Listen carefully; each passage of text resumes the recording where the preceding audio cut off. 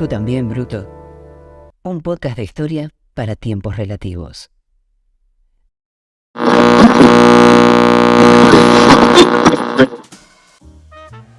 es madre de todos! ¡Por la gloria de Grecia! Muere entonces, César. Lucharemos en las playas, lucharemos en las pistas de aterrizaje, lucharemos en los campos. ¿Cómo y por qué seguimos hablando de alguien que vivió tan lejos hace tanto tiempo?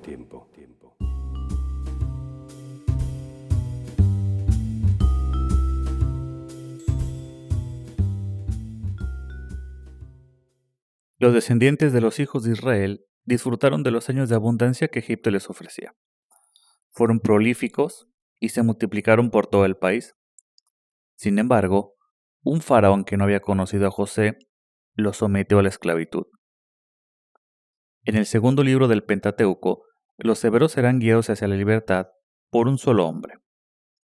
Este personaje es tan importante y trascendental que, según el Éxodo, trataba cara a cara con el Señor.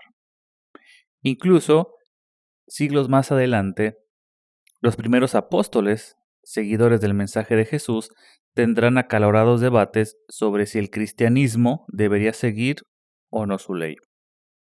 Estoy hablando de Moisés, nombre que significa de las aguas lo he sacado.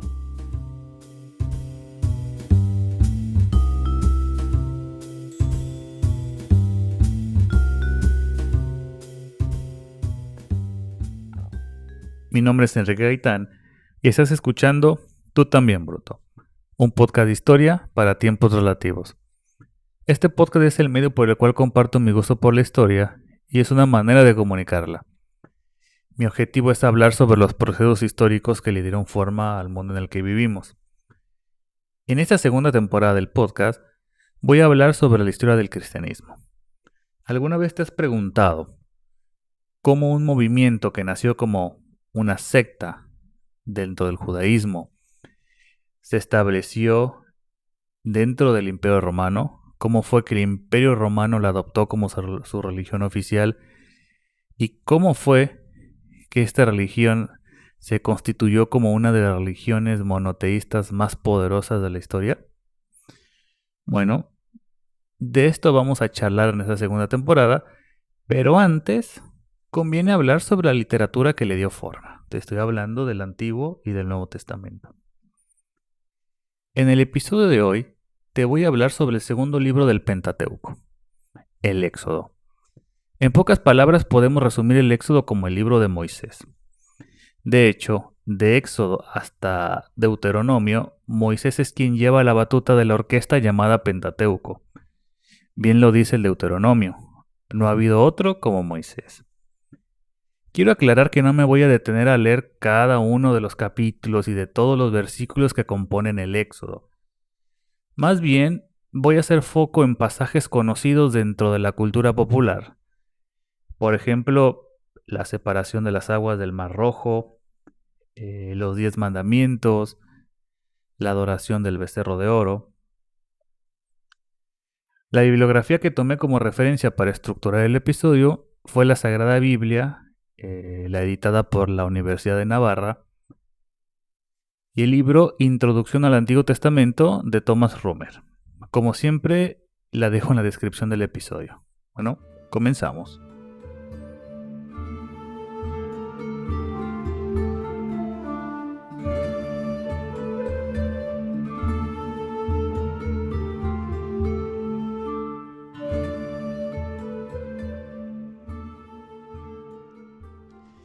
Con la historia de José, uno de los hijos de Jacob, llegamos o nos trasladamos a Egipto. Un detalle también interesante: la tierra en la que viven los patriarcas de nuevo deja de dar fruto, y entonces toda la familia de Jacob tiene que trasladarse a Egipto, donde está ya José, que ha sido vendido por sus hermanos. Y allí se establecen, y la situación está bien hasta que cambia por completo, porque sube al trono un nuevo faraón que ya no conoce a José, que no ha tenido relación con Jacob y con sus hijos, y entonces ese nuevo faraón, por miedo a que los israelitas crezcan muchísimo y se apoderen del país, decide esclavizarlos. Ahí comienza el libro del Éxodo, el segundo libro del Pentateuco, con esa historia de opresión y de liberación. Algo muy conocido, solo recuerdo algún detalle, por ejemplo, el hecho, ¿por qué Dios elige a Moisés? Acabamos de escuchar al doctor en Sagradas Escrituras José Luis Sicré explicarnos cómo el pueblo de Israel se instaló en Egipto y después es esclavizado por órdenes del nuevo faraón. Como bien comenta el doctor, esta historia se narra al final del Génesis y marca el inicio del Éxodo. Como ya te adelantaba al inicio del episodio, según Éxodo 1.5, el primer campamento hebreo se instaló en Egipto y consistía de un total de más o menos 70 personas. Voy a hacer un comentario, un breve paréntesis aquí que va a ser aplicable para tanto este episodio como para los episodios posteriores. Y es con respecto a los números. Hay que tomar con pinzas estos números de 70 personas. Son números muy aproximados que son más simbólicos que otra cosa. No olvidemos que el Éxodo es un relato épico y como tal, estos relatos realzan la imagen de sus protagonistas. Ahora son 70 personas, pero más adelante vamos a ver que habla de cientos de miles, que después habla de millones. Entonces, siempre desde el punto de vista simbólico. Perfecto, bueno, volvamos al relato. Con el paso del tiempo, la vida del pueblo hebreo mejoró sustancialmente. Estas 70 personas se transformaron en una comunidad fuerte que se multiplicó y se extendió por todo Egipto. Sin embargo, todo iba a tornarse gris. La llegada de un nuevo faraón transformaría por completo la vida de los hijos de Israel. Este faraón era, digamos de alguna manera, consciente de que ante una posible guerra, el pueblo hebreo podría aliarse con los enemigos de Egipto y pelear en su contra. Entonces, lo que hizo el faraón fue someter al pueblo hebreo a trabajos forzados y condenarlos a la esclavitud. Además, ordenó que todo niño hebreo al nacer fuera arrojado al Nilo. Vemos que este no es un contexto muy propicio para la llegada de bebés al mundo, pero este fue el contexto en el cual Moisés hizo su aparición. Moisés pertenece a la tribu de Levi, es hijo de Amram y de Joquebed. Los primeros meses de vida de Moisés, su madre lo mantuvo oculto de los egipcios, pero al empeorar la situación no tiene más remedio que dejarlo en una cesta de papiro a la orilla del río Nilo. Es en este momento de la historia cuando la providencia divina, si se quiere, o el destino divino que tenía Moisés, se hace presente. La hija del faraón lo encuentra y lo adopta como hijo.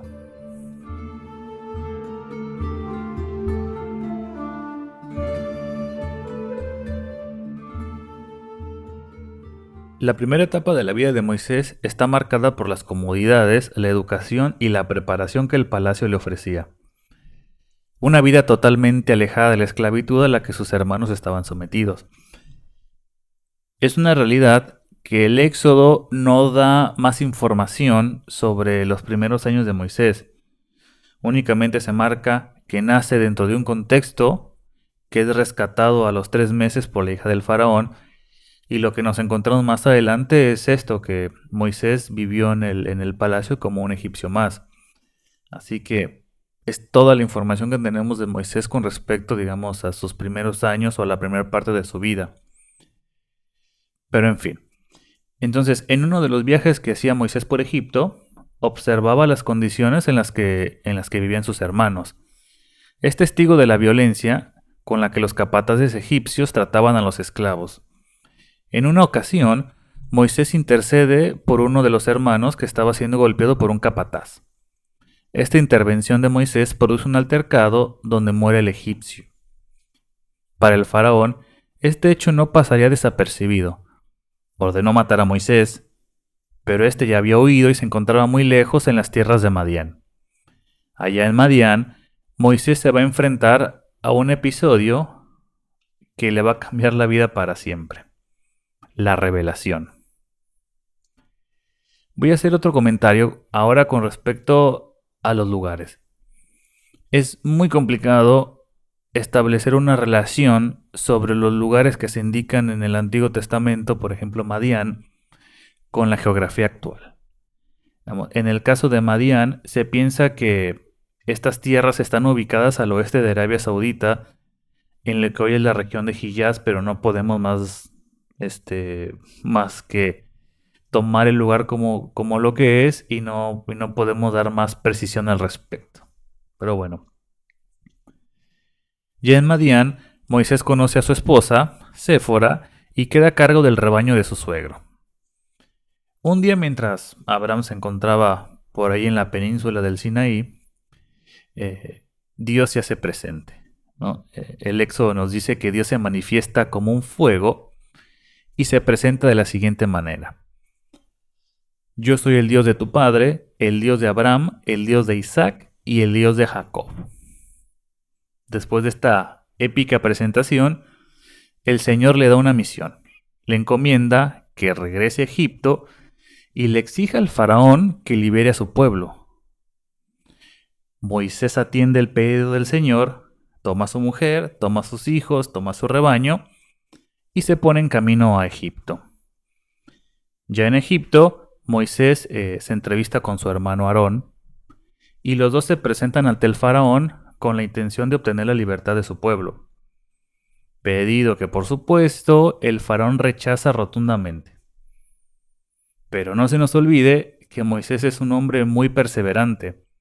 Insiste una vez más, con la misma diplomacia que antes, pero el faraón vuelve a rechazar sus demandas. No va a liberar al pueblo hebreo así como así.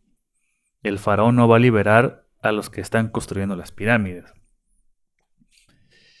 Pero este segundo encuentro es un punto de quiebre en el Éxodo. Moisés le deja un ultimátum al faraón. Le dice: mira, si no liberas a mi pueblo, 10 plagas van a caer sobre Egipto. Y se las enlista: el enrojecimiento del agua del Nilo, la invasión de las ranas, la plaga de mosquitos, la plaga de tábanos, la epidemia del ganado, las úlceras, la plaga de langostas, las tinieblas, el granizo y por último, la muerte de los primogénitos. Dicho y hecho, las plagas cayeron sobre Egipto, afectando a toda la población, tanto como fuera como dentro del palacio. A estas alturas del partido, y perdiendo por goleada, uno podría suponer que con una población abatida, agotada moral y físicamente, el faraón iba a ceder y le otorgaría al pueblo de Israel la tan anhelada libertad. Pero siendo sinceros, no fue culpa del faraón. O sea, el faraón quería dar la libertad al pueblo de Israel. Pero esto no fue su culpa. Éxodo 11:10 nos dice lo siguiente: el Señor endureció el corazón del faraón y no dejó marchar a los hijos de Israel de Egipto. Esta postura tan inflexible llevó a Moisés a tomar una drástica decisión.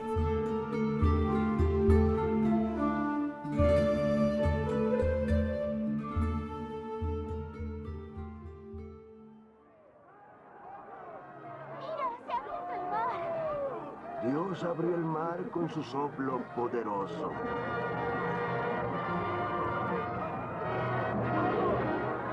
Condúcelos por en medio de las aguas. Se hará su voluntad.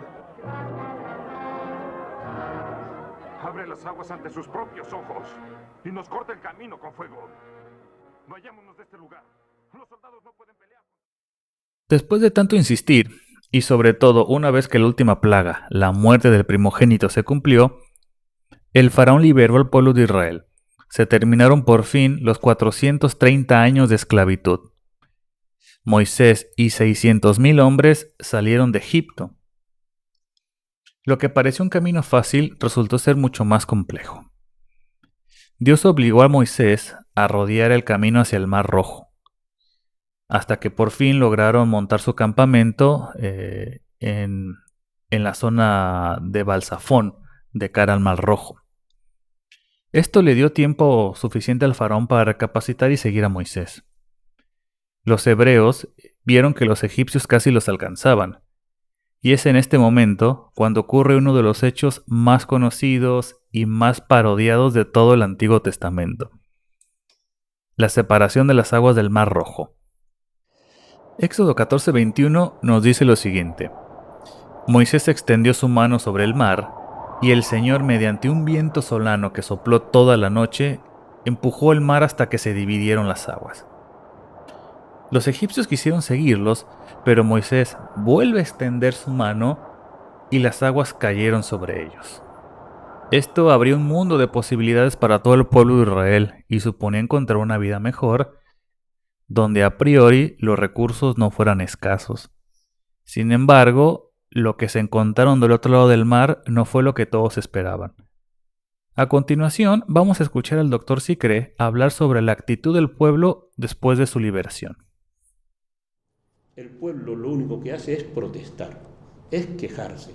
Se queja sobre todo del hambre, se queja de la sed, se queja de que, termina quejándose de que Moisés y Aarón los han sacado de Egipto casi por la fuerza, que los han obligado a salir y que se estaba mucho mejor en Egipto, aunque estuviesen en trabajos forzados, era preferible quedarse en Egipto que no tener que arrostrar el desierto.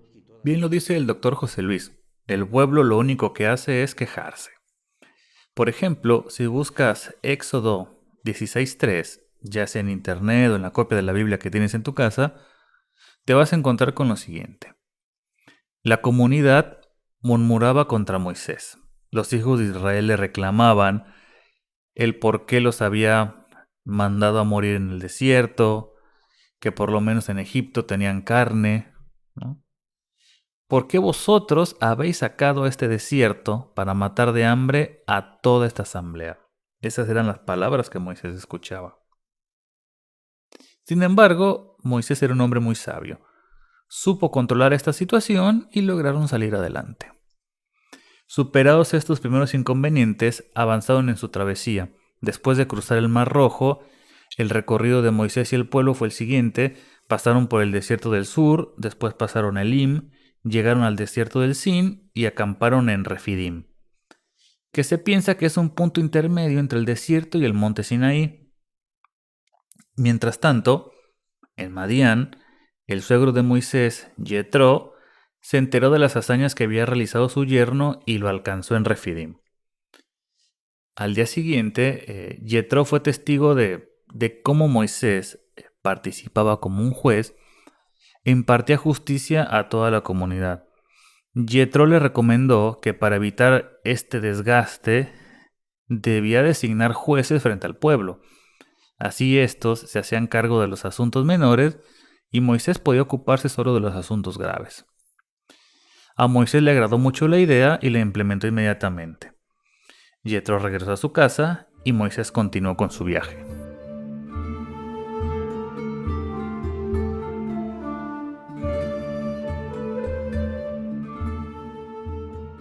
Ya habían pasado casi 3 meses de la salida de Egipto y Moisés junto con la comunidad se instalaron por fin frente a la montaña en el desierto del Sinaí. El pueblo en el Sinaí nos ubica ya en la segunda parte del Éxodo, y esta parte se conoce como el establecimiento de la alianza. La alianza va a ser muy importante en toda la historia del pueblo de Israel, porque va a haber una renovación constante de la alianza. Lo que significa que al haber una renovación constante es porque hay un incumplimiento constante. Entonces esto va a ser uno de los leitmotivs de la historia. Entonces, para establecer la alianza, Moisés sube en reiteradas ocasiones a la montaña. En su estancia allá arriba, recibe del Señor el código de la alianza y todas las normas sobre el santuario. No me voy a detener en esta parte del Éxodo, pero si quieres interiorizarte un poco más sobre el contenido del código y de las normas, Puedes revisar los capítulos del 21 al 31. Allí encontrarás, por ejemplo, las leyes sobre el culto o las características del Arca de la Alianza. Algo harto interesante. En lo que me quiero centrar es en la advertencia que el Señor le hace a Moisés sobre las consecuencias de idolatrar falsos dioses. No olvidemos que el pueblo de Israel había establecido un compromiso con el Señor. Por ejemplo, Éxodo 19:5 es muy claro al respecto. Seréis mi propiedad exclusiva. No hay lugar a malas interpretaciones. Moisés sube de nuevo a la montaña y en esta ocasión se queda 40 días. El pueblo impaciente empezó a dudar e inquietarse. Y como el ser humano es capaz de hacer cualquier cosa cuando está aburrido, no tuvieron una mejor idea que pedirle a Aarón, el hermano de Moisés, que les construyera un becerro de oro, ídolo al cual van a adorar como a un dios. Pero, ¿por qué un becerro? ¿Por qué este animal? ¿Por qué de oro? ¿Qué es lo que representa? Vamos a dejar que el doctor Sicre, que es el experto, nos responda estas preguntas. En el Antiguo Oriente, el animal que simbolizaba a la divinidad, mejor en el contexto cananeo, era el toro. El toro por los cuernos, que nosotros le damos un sentido muy irónico y muy negativo, pero que los antiguos cananeos veían solamente el tema de la fuerza, del poder. Entonces el toro, con su fuerza, con su elegancia incluso, es un símbolo perfecto para la divinidad. Aunque no se identificaba al toro con la divinidad. Hay representaciones cananeas donde se ve... Ahora imaginemos la escena. Moisés bajando del monte Sinaí, después de estar 40 días allá arriba, con la barba y el pelo largo, con una tabla de piedra en una mano, con otra tabla en la otra mano. Seguramente sus ojos no daban crédito a la escena deplorable y humillante que estaba ante él. Después de todos los esfuerzos por liberar a sus hermanos, se sentía traicionado y humillado. Era tanta la cólera de Moisés que arrojó y destrozó en el pie del monte las mismísimas tablas que Dios le había dado. Éxodo 32:20 nos dice que lo primero que hizo fue tomar el becerro que habían hecho, lo puso en el fuego y lo trituró. Pero la destrucción del becerro fue solo el comienzo. Se dirigió hacia la comunidad y así como hizo con el faraón, les lanzó un ultimátum. Deberían decidir si seguían al Dios de Israel o al falso ídolo. Sin embargo, la reacción del pueblo no fue lo que Moisés esperaba. Solo la tribu de Levi, de las 12 tribus, solo la tribu de Levi se unió a él. Yo creo que no es tan extraño que solo la tribu de Levi sea la que se haya unido a Moisés, porque Moisés pertenece a esta tribu. Pero bueno, esa es otra cuestión. Moisés molesto le ordena a los hijos de Levi que dieran muerte a las personas que se rehusaron a unirse a él. Según Éxodo 32:28, aquel día cayeron 3,000 hombres.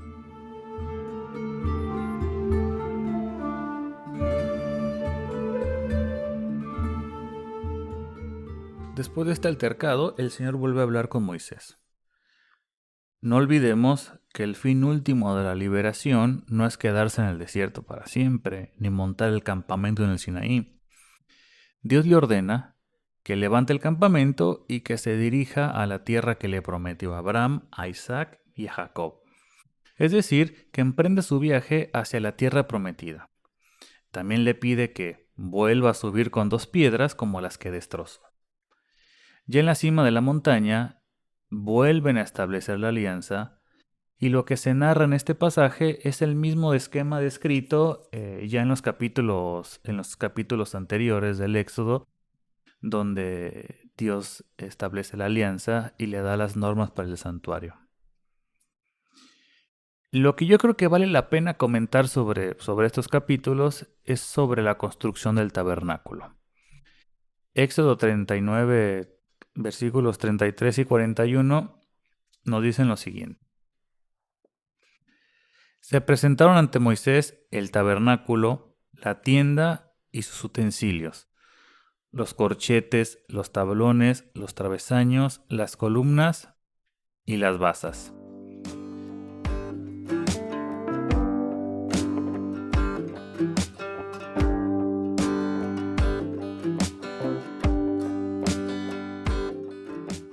Hemos llegado al fin del segundo episodio de esta segunda temporada. Iniciar esta temporada con episodios dedicados al Antiguo Testamento es organizar el gran proceso histórico que es la historia del cristianismo. Vale la pena recalcar que este episodio se abordó desde una mirada simplemente narrativa que busca dejar de lado cualquier tipo de interpretación. Acá no estamos interpretando nada. Podemos resumir que el Éxodo es el segundo libro del Pentateuco que nos narra la esclavitud en Egipto de los hijos de Israel, el nacimiento de Moisés, las proezas de Moisés y el establecimiento de la alianza. Antes de cerrar el episodio, me gustaría dejar una recomendación, que es una película que se llama Éxodo, Dioses y Reyes, que la pueden ver por Star Plus, por Fox, y es un acercamiento muy interesante que hace Ridley Scott sobre la imagen de Moisés. Yo creo que la mayoría de nosotros tenemos o teníamos una imagen de Moisés que vemos en las películas, ¿no? Ese hombre sabio, entrado en años, canoso, con la barba larga. Y acá se nos presenta un Moisés más joven, que es interpretado por Christian Bale. Y sobre todo, Moisés visto como un líder militar. Y es muy interesante el enfoque que se da en esta película, así que yo la recomiendo. Si te gustó el episodio y deseas apoyarme, puedes hacerlo a través de la plataforma Cafecito, acá en Argentina, y en la descripción del episodio te dejo el link. Ayudas al proyecto si compartes el episodio con tus amigos en tus redes sociales. Puedes seguirme, ya sabes, en Anchor, Spotify, YouTube o Google Podcast. Y me encuentras también en Facebook, Instagram y Twitter como @brutotu también.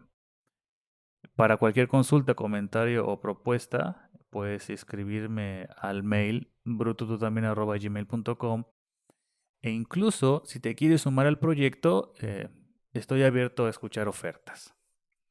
Soy Enrique y esto fue Tú también Bruto, un podcast de historia para tiempos relativos. Nos escuchamos en el próximo episodio.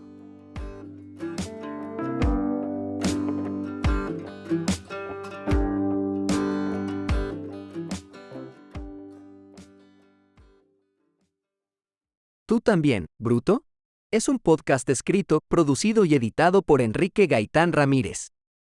Te agradecemos que nos hayas acompañado hasta el final.